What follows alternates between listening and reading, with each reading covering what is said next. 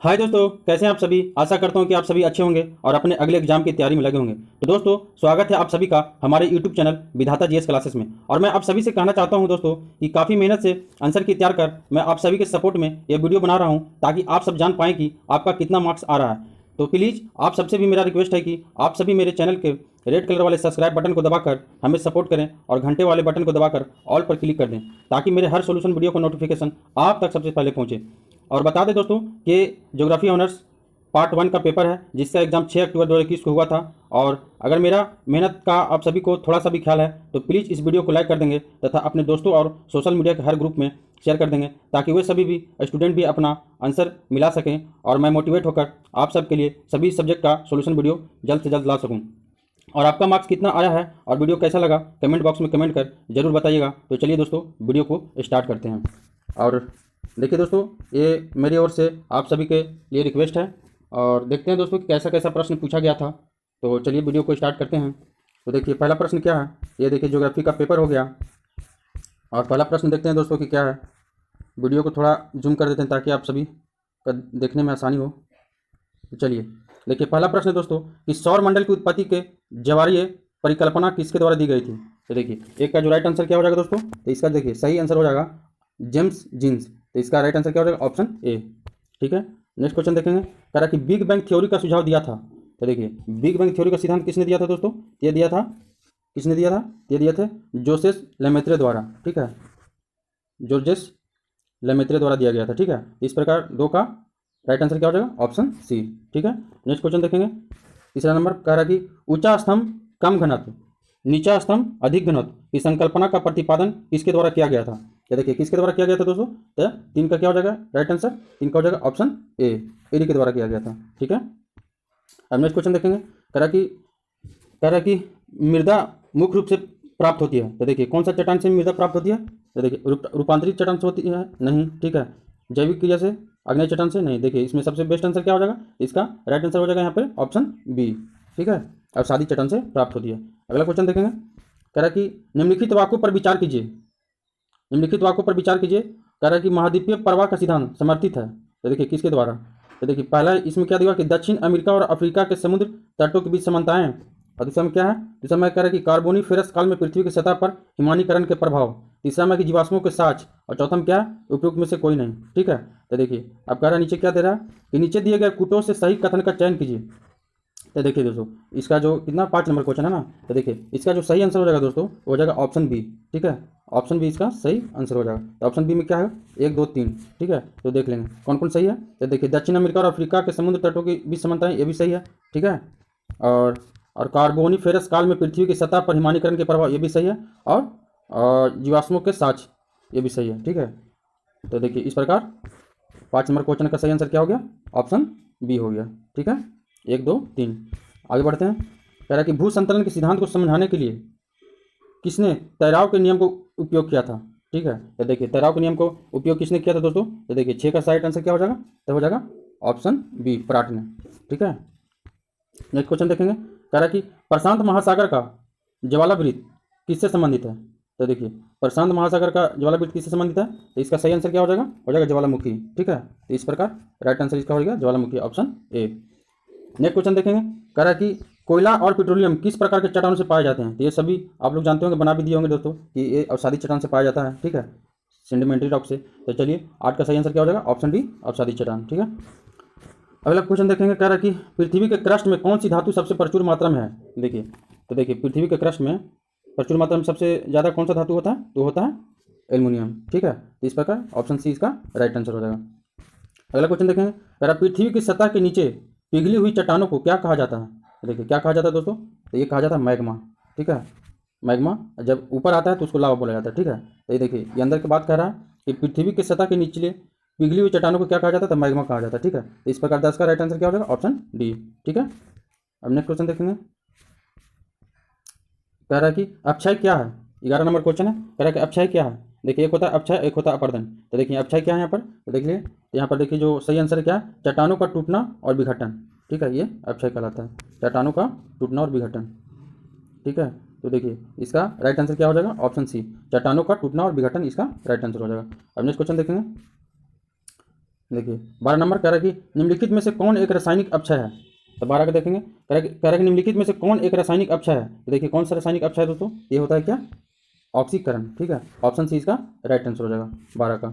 ठीक है, अब देखिए 13 नंबर क्वेश्चन देखेंगे, कह रहा कि मिट्टी के कटाव को रोका जा सकता है। ठीक है, तो ये भी क्वेश्चन बहुत अच्छा था, आप लोग बना दिए होंगे। मिट्टी के कटाव को रोका जा सकता है। देखिए ऑप्शन ए में क्या कर रहा है, स्वतंत्र रूप से जानवरों को चरने की अनुमति देकर नहीं। ठीक है, उससे और दिक्कत हो जाएगा। ठीक है, वनीकरण से, वनीकरण से, हाँ ये सही है। ठीक है, वनों की कटाई से नहीं, उपयुक्त सभी नहीं होगा। ठीक है, इसका सही आंसर क्या हो जाएगा, वनीकरण से। इस प्रकार ऑप्शन बी इसका सही आंसर हो जाएगा। अगला क्वेश्चन देखेंगे दोस्तों, कह रहा है कि नदी के तल में जल गर्तिका का निर्माण किसका एक उदाहरण है। ठीक है, ये देखिए 14 का जो है, तो देखिए किसका उदाहरण है, तो 14 का राइट आंसर क्या हो जाएगा, ये हो जाएगा जल योजन का। ठीक है, तो जल योजन का इसका उदाहरण। ठीक है, तो 14 इसका राइट आंसर हो जाएगा। अगला क्वेश्चन देखेंगे, कह रहा है कि निम्नलिखित में से कौन एक स्थल रूप के विकास में सहायक नहीं है। तो देखिए स्थल रूप का विकास में कौन सहायक नहीं है दोस्तों, तो देखिए 15 का जो सही आंसर हो जाएगा ऑप्शन डी। तो देखिए परिचालन संबंधित नहीं है, सहायक नहीं है। ठीक है, तो इस प्रकार ऑप्शन डी सही आंसर हो जाएगा।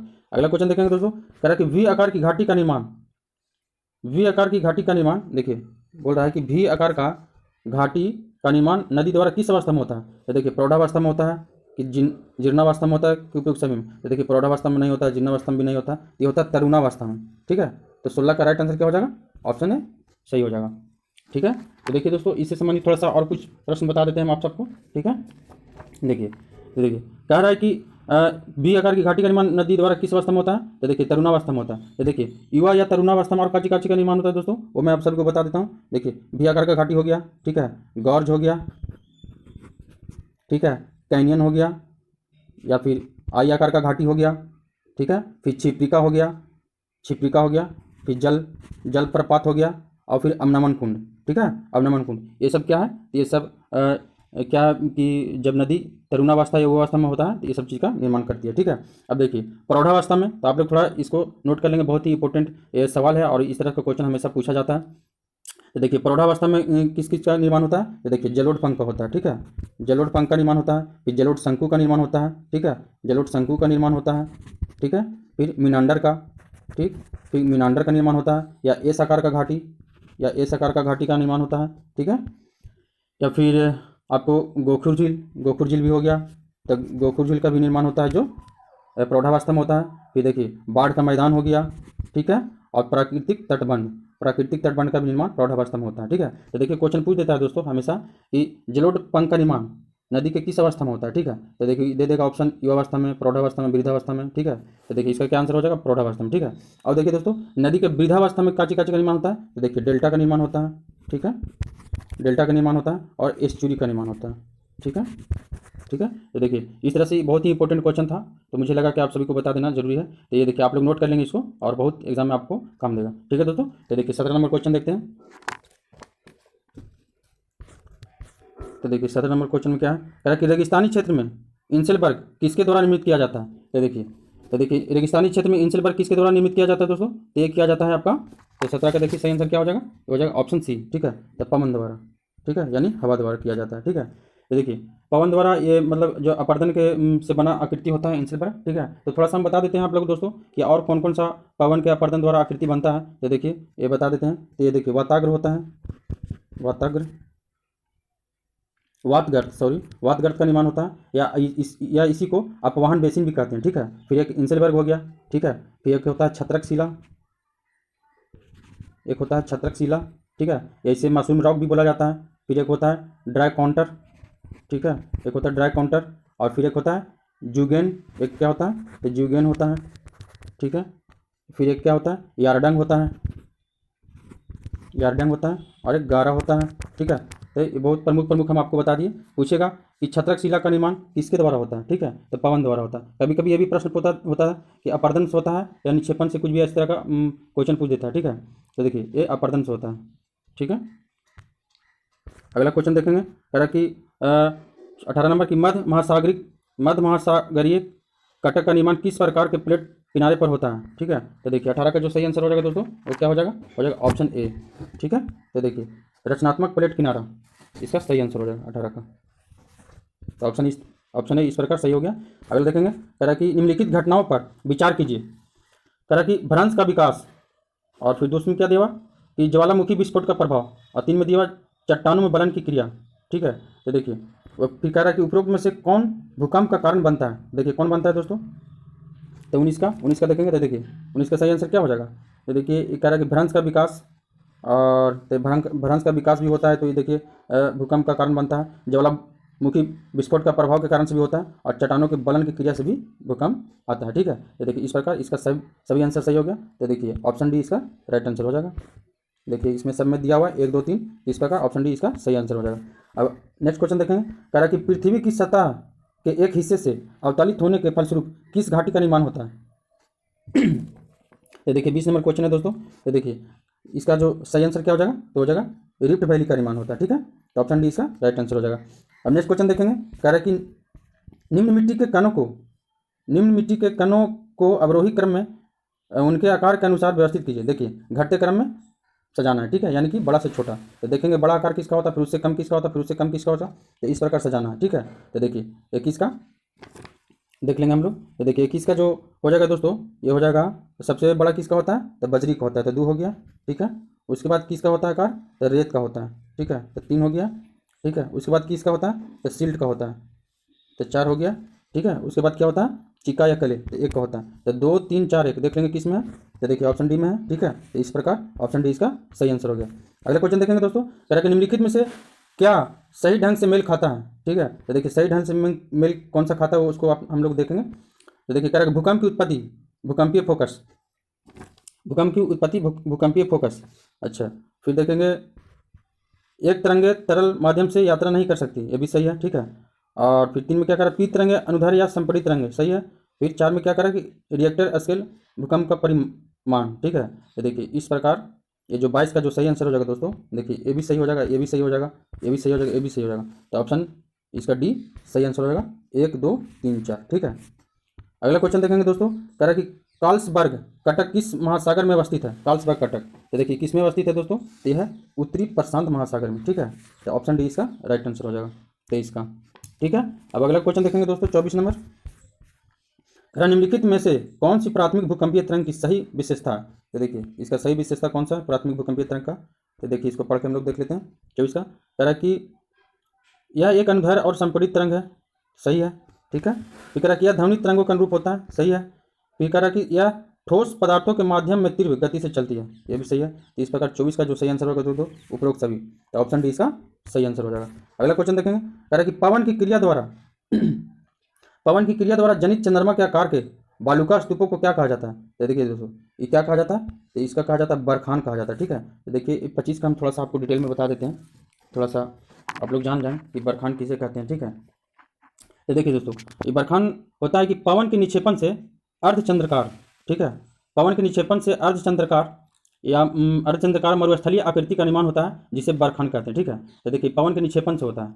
ठीक है, इसका मतलब कि समझने का सीधा सीधा समझिए कि पवन के निक्षेपण से अर्धचंद्राकार, ठीक है, अर्धचंद्राकार मरुस्थलीय आकृति का निर्माण होता है जिसे बरखान कहते हैं। ठीक है, अब देखिए पूछ देता है कि बरखान के समूह को क्या कहा जाता है। जैसे मान लीजिए ये तो बरखान बोल दिया कि चंद्रमा का आकार का था, तो इसका जो बनता है तो उसको क्या कहा जाता है, ये तो ये हो गया इसका क्या, ये बरखान हो गया। लेकिन पूछेगा कि बरखान के समूह को क्या कहा जाता है, जैसे बहुत सारा बरखान है, ठीक है, बहुत सारा बरखान दिया हुआ, तो इसके समूह को क्या कहा जाता है, इसके समूह को सिफ कहा जाता है। ठीक है, आप लोग याद रखेंगे, इसके सिफ कहा जाता है। ठीक है, और देखिए अब देखिए अब सिफ के बीच में पतला पतला कॉरिडोर रास्ते के जैसा होता है। ठीक है, देखिए सिफ के बीच में पतला पतला कॉरिडोर रास्ते के जैसा होता है, उसको क्या कहते हैं दोस्तों, तो उसको गारा कहा जाता है। ठीक है, गारा, ये इंपॉर्टेंट क्वेश्चन था आप लोग के लिए, मैं बता दिया।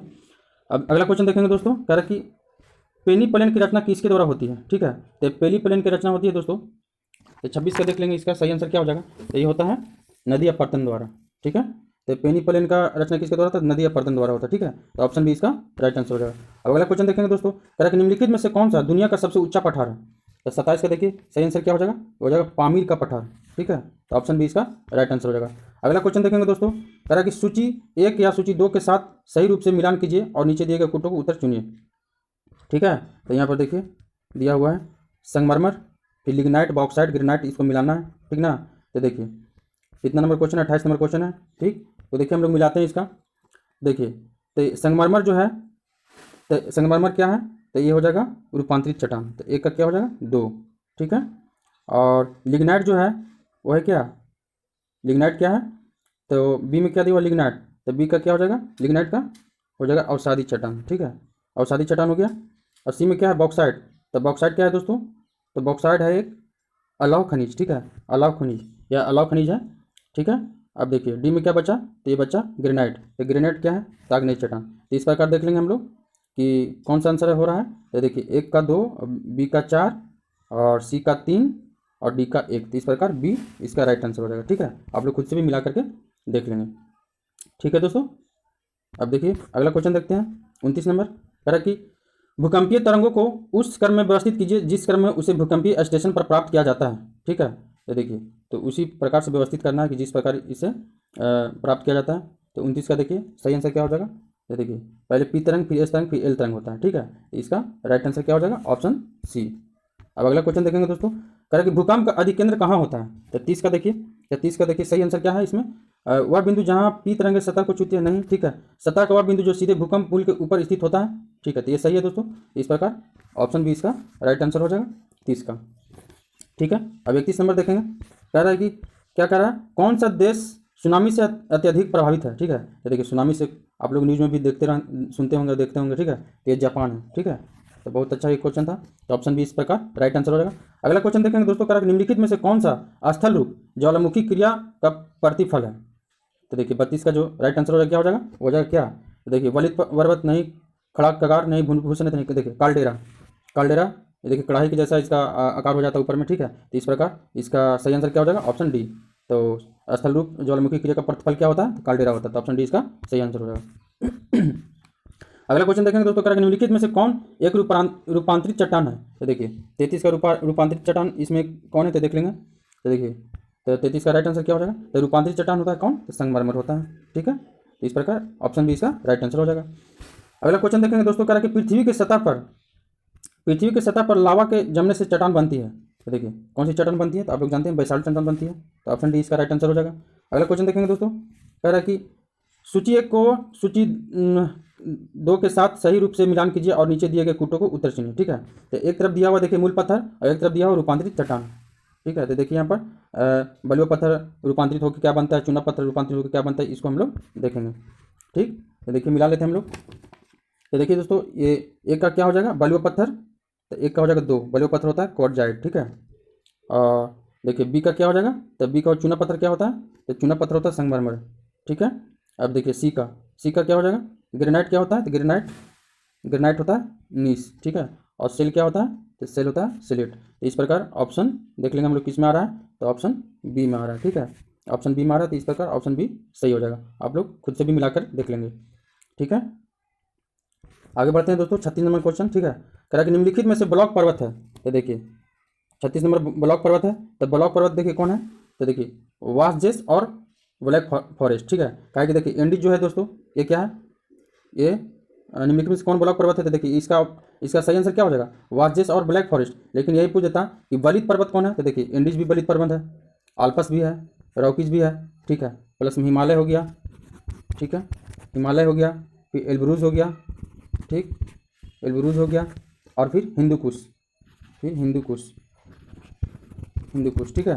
तो देखिए तो इसमें से पूछ देता है क्वेश्चन कि इसमें से कौन बलित पर्वत का उदाहरण नहीं है, ठीक है। तो अब बलित पर्वत कौन कौन होता है आप लोग याद रखेंगे, एंडीज हो गया, आल्पस हो गया, रॉकीज हो गया, ठीक है, हिमालय हो गया, एल्ब्रूस हो गया, हिंदुकुश हो गया, और भी होता है, ये मुख्य है, हम आप लोग को बता दिए, ठीक है। तो देखिए जब आप लोग बलित पर्वत जानते तो ये सही इसका आंसर आप लोग को पता चल जाता, ठीक है। क्या है कि देखिए ये सब जो है ये बलित पर्वत का उदाहरण है, तो ये हो जाएगा क्या, ब्लॉक पर्वत, ठीक है। तो ऑप्शन डी इसका सही आंसर हो जाएगा। अगला क्वेश्चन देखेंगे, मरियाना ट्रेंच पृथ्वी पर स्थित सबसे गहरी समुद्री खाई है जो स्थित है। तो देखिए मरियाना ट्रेंच कहाँ स्थित है दोस्तों, तो देखिए इसका सही आंसर क्या हो जाएगा, प्रशांत महासागर में, ठीक है। तो ऑप्शन ए इसका राइट आंसर हो जाएगा। अगला क्वेश्चन देखेंगे दोस्तों, बैथोलिथ और लैकोलिथ निम्न से किसके प्रतिरूप हैं। ये किसके कौन से चट्टान के प्रतिरूप होते हैं दोस्तों, ये होते हैं आग्नेय चट्टान के, ठीक है। तो ऑप्शन बी इसका राइट आंसर हो जाएगा। अब नेक्स्ट क्वेश्चन देखेंगे, करा कि मोह असंबद्धता किसके बीच पाया जाता है, ठीक है। तो देखिए किसके बीच पाया जाता है मोह, तो देखिए 39 का, तो देखिए ये पाया जाता है दोस्तों निचला क्रस्ट और ऊपरी मेंटल, ठीक है। 39 का राइट आंसर क्या हो जाएगा, ये हो जाएगा निचला क्रस्ट और ऊपरी मेंटल के बीच में पाया जाता है, ठीक है। और देखिए ये मोह असंभवता था। और देखिए एक पूछता है कि लेहमन असंबद्ध था, ठीक है। तो ये किसके किसके बीच पाया जाता है, आप लोग को बता देते हैं, नोट कर लेंगे। ये पाया जाता है निचले मेंटल, ठीक है, निचले मेंटल और तथा ऊपरी क्रोड, ठीक है, ऊपरी क्रोड के बीच में पाया जाता है क्या, लेमन असमता। और एक होता है गुटेनबर्ग, ठीक है, एक क्या होता है गुटेनबर्ग असमता। ये किसमें कहाँ पाया जाता है, ये पाया जाता है निचले मेंटल और ऊपरी क्रोड, ठीक है, ऊपरी क्रोड में पाया जाता है। इसको आप लोग नोट कर लेंगे, ठीक है। अगला क्वेश्चन देखते हैं दोस्तों, 40 नंबर, कह रहा कि पृथ्वी का क्रस्ट किससे बना है, ठीक है। तो पृथ्वी का क्रस्ट देखिए किससे बना है दोस्तों, तो ये बना है सियाल से। तो देखिए SI सियाल, SI से क्या हो गया सिलिकन, और एल से क्या हो गया, AL से एल्युमिनियम। तो सियाल से तो सिलिका और एल्युमिनियम, ठीक है। तो सिलिका और एल्युमिनियम इसका राइट आंसर हो जाएगा। अब ये पूछता है क्वेश्चन दोस्तों कि ये पृथ्वी का कोर किससे बना होता है, तो होता है निफे से बना होता है, ठीक है, निफे से बना होता है। तो NI का मतलब क्या हो गया निकेल, और FE से हो गया क्या फेरस, तो निकेल और फेरस से, ठीक है। अगला क्वेश्चन देखते हैं दोस्तों, 41 नंबर, कह रहा कि अभिनति और अपनति शब्द किससे संबंधित है। तो ये किससे संबंधित है दोस्तों, तो 41 का देखिए जो सही आंसर हो जाएगा वो हो जाएगा ऑप्शन सी, ठीक है, ऑप्शन सी इसका राइट आंसर हो जाएगा, भरण से। 41 का सी हो जाएगा राइट आंसर, भरण से। अभिनति और अपनति शब्द किससे संबंधित है, भरण से संबंधित है, ठीक है। अगला क्वेश्चन देखेंगे दोस्तों, दुनिया की सबसे नवीन पर्वत श्रृंखला कौन सी है। तो देखिए नवीन पर्वत श्रृंखला कौन सी है, आप लोग जानते होंगे, ये हिमालय है, ठीक है। तो 42 का देखिए राइट आंसर क्या हो जाएगा, ऑप्शन बी, ठीक है। अगला क्वेश्चन देखते हैं, कह रहा है कि निम्नलिखित में से कौन से वलित पर्वत है। तो देखिए अभी क्वेश्चन आ गया वलित पर्वत का, अभी हम बताए थे आप लोग को, ठीक। तो देखिए आल्पस भी है, हिमालय भी है, रॉकीज भी है, और एक देखिए जागरूस भी है, ठीक है। तो इस प्रकार ये सभी हो जाएगा। देख लेते हैं कुट में दिया हुआ क्या क्या। तो देखिए 1 2 3 4 ऑप्शन डी में दिया हुआ है, तो इस प्रकार ऑप्शन डी राइट आंसर हो जाएगा, ठीक है। अगला क्वेश्चन देखते हैं, कह रहा है कि महाद्वीपीय प्रवाह सिद्धांत किसके द्वारा प्रतिपादित किया गया। तो देखिए आप लोग जानते होंगे अल्फ्रेड वेगनर के द्वारा दिया गया था, इस प्रकार ऑप्शन बी इसका राइट आंसर हो जाएगा। अगला क्वेश्चन देखेंगे, कह रहा है कि मध्य अटलांटिक कटक कहाँ स्थित है। तो मध्य अटलांटिक कटक कहाँ स्थित है दोस्तों, तो देखिए 45 का जो सही आंसर हो जाएगा वो हो जाएगा क्या, अटलांटिक महासागर में, ठीक है। तो इस प्रकार 45 का सही आंसर हो जाएगा अटलांटिक महासागर। अगला क्वेश्चन देखेंगे, कह रहा है 46 में कि गोखुर झील का निर्माण किससे होता है, ठीक है। तो देखिए ये गोखुर झील का निर्माण किससे होता है, तो 46 नंबर क्वेश्चन है। तो देखिए ये जो होता है दोस्तों नदी विसर्प से होता है, ठीक है। नदी विसर्प से क्या होता है, गोखुर झील का निर्माण होता है नदी विसर्प से। तो ऑप्शन सी इसका राइट आंसर हो जाएगा। अब देखिए गोखुर झील के बारे में हम आप सबको थोड़ा सा बता देते हैं, ठीक है, कि गोखुर झील क्या होता है। तो गोखुर झील के बारे में थोड़ा सा बता देते हैं, आप लोग थोड़ा सुन लेंगे, ठीक है। देखिए दोस्तों ये होता है ना कि जब नदी विसर्प, ठीक है, धीरे धीरे कट कर नदी के मुख्य धारा से अलग हो जाती है, तो जल की इस भाग को चाप झील या परित्यक्त झील या गोखुर झील कहा जाता है, ठीक है। जैसे कि देखिए ये नदी है, ठीक है, और यहाँ पर इस प्रकार का हो गया, ठीक। अब देखिए यहाँ पर क्या कह रहा है कि जब नदी विसर्प धीरे धीरे कट कर नदी के मुख्य धारा से अलग हो जाती है। देखिए जैसे बह रहा था, अब देखिए धीरे धीरे कट के जैसे हो गया, ये नदी इधर से अपना जाने लगा, ठीक है। अलग हो जाता है कट के, उसके बाद देखिए तो इसको देखिए गोखुर झील को चाप झील भी कहते हैं और परित्यक्त झील भी कहते हैं, ठीक है। तो इस प्रकार गोखुर झील का निर्माण होता है। अगला क्वेश्चन देखेंगे दोस्तों, कह रहा है कि उच्चतम लवणता कहाँ पाया जाता है। तो देखिए उच्चतम लवणता कहाँ पाया जाता है, तो 47 नंबर क्वेश्चन है। तो देखिए ये पाया जाता है दोस्तों मृत सागर में, ठीक है, और मृत सागर कहाँ है, जॉर्डन में, ठीक है। अगला क्वेश्चन देखेंगे दोस्तों, कह रहा है कि समुद्र में समान लवणता के बिंदु को मिलाने वाली रेखा को क्या कहा जाता है। तो देखिए बता रहे हैं आप लोग को, कहीं समुद्र में समान लवणता के बिंदु को मिलाने वाली रेखा को क्या कहा जाता है, ये कहा जाता है 48 का राइट आंसर क्या हो जाएगा दोस्तों, ऑप्शन बी, आइसोहेलाइन कहा जाता है, ठीक है, आइसोहेलाइन कहा जाता है। अब देखिए एक आइसोहाइट, तो आइसोहाइट किसको कहते हैं दोस्तों, तो इसको होता है आइसोहाइट मतलब क्या, समवर्षा रेखा, ठीक है। तो मानचित्र पर देखिए समान वर्षा वाले क्षेत्र को मिलाने वाली रेखा को क्या कहते हैं, आइसोहाइट कहा जाता है, ठीक है। और देखिए एक है क्या, आइसोबार, इसका मतलब क्या होता है, समदाब रेखा। तो देखिए ये हो जाएगा मानचित्र पर समान वायुमंडलीय दाब को मिलाने वाली रेखा को क्या कहते हैं, तो आइसोबार कहते हैं। तो देखिए 48 का है, लेकिन यहाँ पूछ रहा है क्या कि समान लवणता वाले बिंदु को मिलाने वाली रेखा कौन सी होती है, तो देखिए आइसोहेलाइन होता है। तो इस प्रकार 48 का राइट आंसर ऑप्शन बी हो जाएगा। अगला क्वेश्चन देखेंगे दोस्तों, कह रहा है कि ग्रेट बैरियर रीफ कहाँ स्थित है। तो ग्रेट बैरियर रीफ कहाँ स्थित है, तो ये स्थित है ऑस्ट्रेलिया के पूर्वी तट पर। आप लोग याद रखेंगे ग्रेट बैरियर रीफ कहाँ स्थित है, ऑस्ट्रेलिया के पूर्वी तट पर स्थित है। इस प्रकार ऑप्शन सी इसका सही आंसर हो जाएगा, ठीक है। 50 नंबर क्वेश्चन देखेंगे, कह रहा है कि एटोल की उत्पत्ति के अवतलन सिद्धांत को किसने प्रतिपादित किया था, ठीक है। तो देखिए एटोल का अवतलन सिद्धांत किसने दिया था दोस्तों, तो देखिए 50 का जो सही आंसर हो जाएगा वो जाएगा ऑप्शन सी, डार्विन ने, ठीक है, डार्विन ने दिया था, ठीक है। अब अगला क्वेश्चन देखेंगे दोस्तों, 51 नंबर कह रहा है कि परवाल विरंजक का मुख्य कारण क्या है। देखिए परवाल विरंजक का मुख्य कारण क्या है, तो देखिए इसमें दिया हुआ क्या, भूमंडलीय उष्मीकरण सही है, कम वर्षा नहीं, उच्च लवणता नहीं, ठीक है। तो इस प्रकार कॉमन का राइट आंसर क्या हो जाएगा, ऑप्शन ए। क्या हो जाएगा, ऑप्शन ए इसका सही आंसर हो जाएगा, ठीक है। अगला क्वेश्चन देखेंगे, कह रहा है कि संवहन तरंग के सिद्धांत का प्रतिपादन किसने किया था। तो देखिए 52 का जो सही आंसर हो जाएगा दोस्तों, हो जाएगा ऑप्शन सी, होम्स ने किया था, ठीक है। तो इस प्रकार 52 का राइट आंसर क्या हो जाएगा, ऑप्शन सी।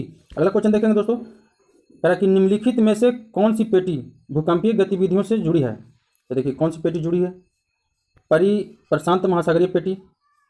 तो ये देखिए 53 का क्वेश्चन है, तो ये सही है, ठीक है, पहला तो सही है। कह रहा कि मध्य महाद्वीपीय पेटी, ये भी सही है, और मध्य अटलांटिक पेटी, ये भी सही है। तो देखिए तीनों सही है, तो इसका सही आंसर क्या हो जाएगा, ऑप्शन डी इसका राइट आंसर हो जाएगा, ठीक है।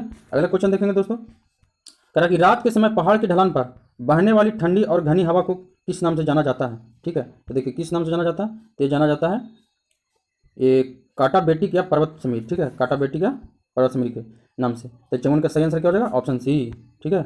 अगला क्वेश्चन देखेंगे दोस्तों, कह रहा कि निम्नलिखित में से कौन सा उष्णकटिबंधीय चक्रवात का सही उदाहरण नहीं है, ठीक है। तो देखिए इसका जो सही उदाहरण कौन सा नहीं है, तो 55 का क्या हो जाएगा सही आंसर। तो देखिए 55 का ये हो जाएगा क्या, टाइफून, ठीक है। कह रहा क्वेश्चन क्या कर रहा था दोस्तों, कह रहा था कि निम्नलिखित में से कौन सा उष्णकटिबंधीय चक्रवात का सही उदाहरण नहीं है। तो देखिए 55 का सही आंसर क्या हो जाएगा, टाइफून हो जाएगा, ठीक है। बाकी ये सब उदाहरण है, ठीक है। तो अगला क्वेश्चन देखेंगे दोस्तों, अगला क्वेश्चन देखने से पहले हम एक बात आप लोगों को कहना चाहते हैं दोस्तों कि दोस्तों आप सब ने आप सभी ने एक बात मतलब कहना हम ये चाहते हैं कि आप सभी ने कई चैनल को सब्सक्राइब कर तथा वीडियो को शेयर कर सपोर्ट किया होगा। तो ये आपका अपना मगध बिहार का चैनल है दोस्तों, तो प्लीज़ इसे भी सब्सक्राइब कर लेंगे तथा वीडियो को लाइक एवं शेयर कर हमारे चैनल को विधाता जीएस क्लासेस के उत्थान में हमें जरूर सहयोग करेंगे, ऐसा मुझे विश्वास है आप सभी से। क्योंकि दोस्तों आप सभी के लिए सपोर्ट के लिए मैं काफ़ी मेहनत से इसका आंसर की तैयार कर सोल्यूशन वीडियो बना रहा हूँ। तो चलिए दोस्तों आप थोड़ा इस बात को ख्याल रखेंगे और मेरे दोस्तों जैसा सपोर्ट कीजिएगा हमको और वीडियो को शेयर कर दीजिएगा, ठीक है। और दोस्तों से सब्सक्राइब कर दीजिएगा और खुद से भी सब्सक्राइब कर लीजिएगा, ठीक है। तो अगला क्वेश्चन देखते हैं दोस्तों, कितना नंबर क्वेश्चन, तो कितना तक कर दिए थे हम लोग, 55 नंबर तक कर दिए थे। अब 56 नंबर क्वेश्चन देखते हैं। 56 नंबर क्वेश्चन में क्या कह रहा है कि हवाएं चलती है। तो देखिए हवाएं किधर से किधर चलती है। तो देखिए 56 का जो सही आंसर हो जाएगा दोस्तों, हो जाएगा उच्च दाब से निम्न दाब की में चलती है, ठीक है। ये कहाँ पे है, ये देखिए ऑप्शन बी में है, ठीक है। उच्च दाब से निम्न दाब के क्षेत्र में चलती है, तो ऑप्शन बी इसका राइट आंसर हो जाएगा। अगला क्वेश्चन देखते हैं दोस्तों, कह कि डोलड्रम किसके बीच में स्थित है, ठीक है। तो डोलड्रम किसके बीच में स्थित है। तो देखिए ये 5 डिग्री नॉर्थ और 5 डिग्री साउथ के बीच में स्थित होता है। देख लेंगे किस ऑप्शन में। तो देखिए ऑप्शन सी में इसका दिया हुआ, ठीक है। तो 57 का राइट आंसर क्या हो जाएगा, ऑप्शन सी। अगला क्वेश्चन देखेंगे दोस्तों, कह कि वायुमंडल की निष्क्रिय गैस है। तो वायुमंडल की निष्क्रिय गैस कौन सा है दोस्तों, ये आर्गन होता है, ठीक है। तो ऑप्शन बी इसका राइट आंसर हो जाएगा। अगला क्वेश्चन देखेंगे, कह रहा कि सागरीय समीर कब चलती है। तो देखिए सागरीय समीर कब चलती है दोस्तों, तो ये चलती है दिन में स्थल के सागर की ओर नहीं, ठीक है। कितना नंबर क्वेश्चन, 59 नंबर है ना।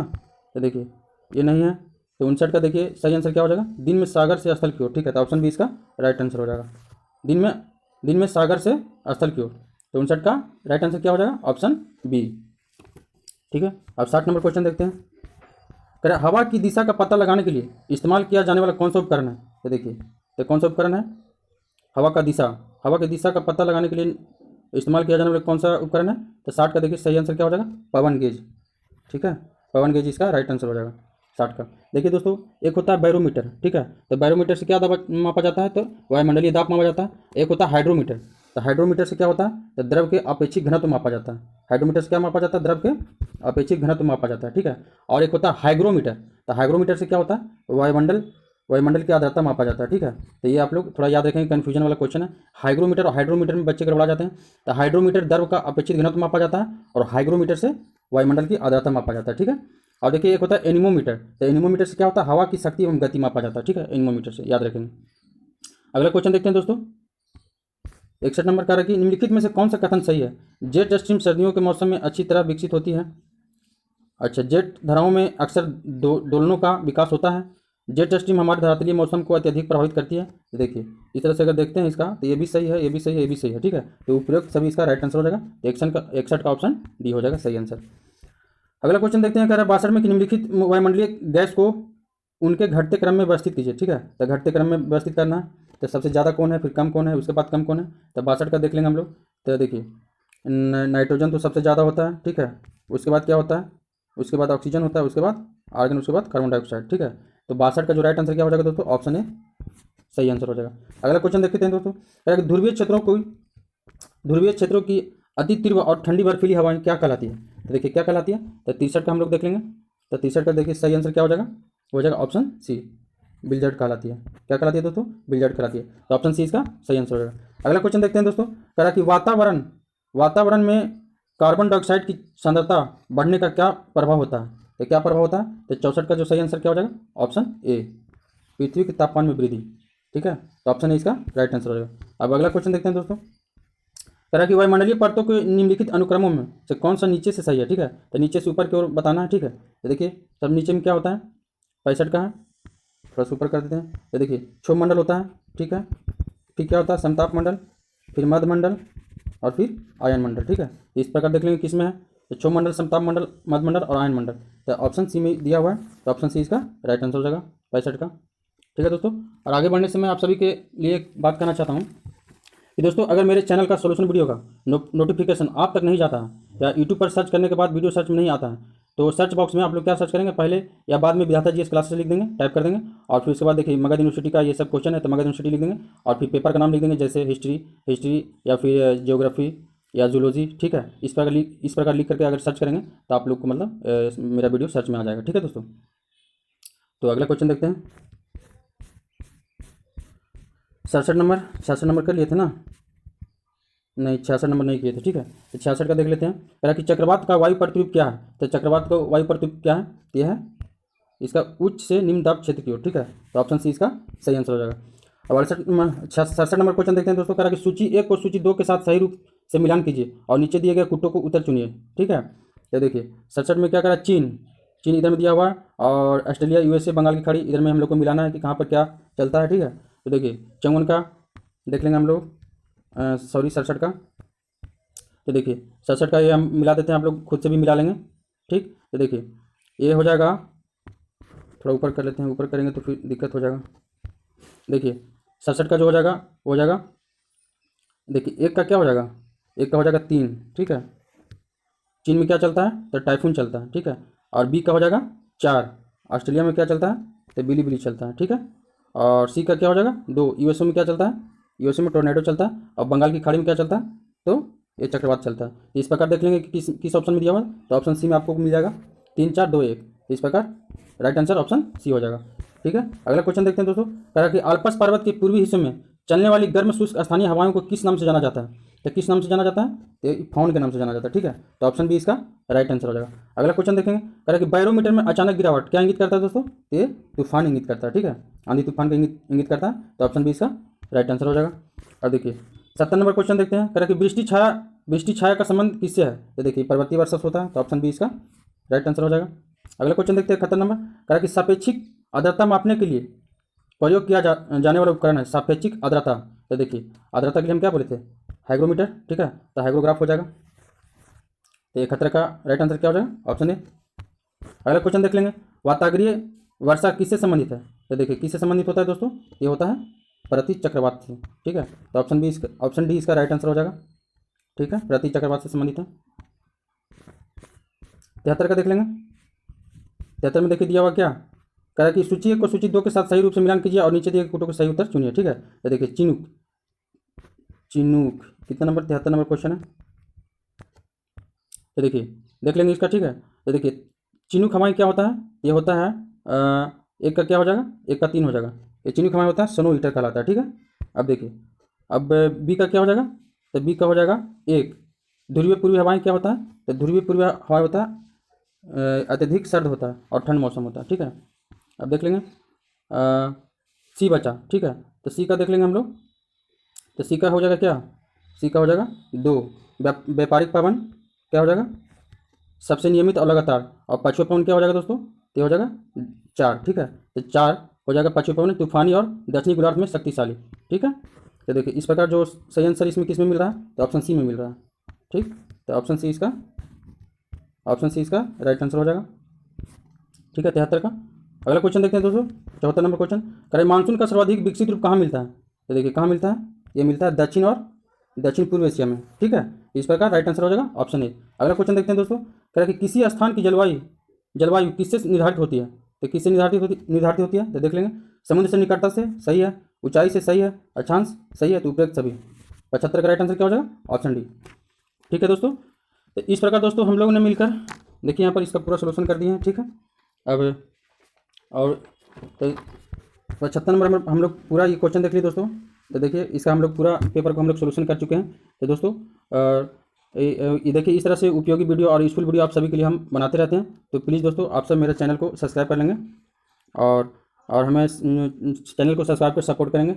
और वीडियो को कैसा लगा आप लोग को देखने में कमेंट बॉक्स में जरूर हम लोग को बताइएगा। ठीक है, तो चलिए दोस्तों वीडियो को आप सभी को देखने के लिए बहुत बहुत धन्यवाद। और दोस्तों देखिए ये यूट्यूब पर मतलब कि मगध यूनिवर्सिटी का सोल्यूशन वीडियो मतलब बहुत ही कम यूट्यूबर या समझिए ना के बराबर कोई नहीं बना रहा है। ठीक है, तो आप सभी के लिए हम इतना मेहनत करें तो प्लीज़ आपसे भी मेरा रिक्वेस्ट है कि थोड़ा हमको भी आप लोग सपोर्ट करें। ठीक है, क्योंकि बहुत समय लग जाता है दोस्तों इस तरह से सही आंसर की तैयार करने में और मेहनत लगता है। तो प्लीज़ आप लोग से सब मेरा निवेदन है कि मतलब आप लोग मेरे चैनल को सब्सक्राइब करें और इसे शेयर कर देंगे और वीडियो कैसा लगा कमेंट करके ज़रूर बताइएगा। ठीक है दोस्तों, तो वीडियो को देखने के लिए आप सभी को बहुत बहुत धन्यवाद। तो चलिए दोस्तों इस प्रकार से वीडियो को समाप्त करते हैं। अब नेक्स्ट वीडियो की तैयारी में लगते हैं और आप लोग चैनल को सब्सक्राइब कर लेंगे क्योंकि अगला सब्जेक्ट भी आप लोग को आएगा तो उससे आंसर की जब डालेंगे तो आप लोग अपना मिला लेंगे। ठीक है दोस्तों, तो एक बार फिर से आप सभी को बहुत बहुत धन्यवाद।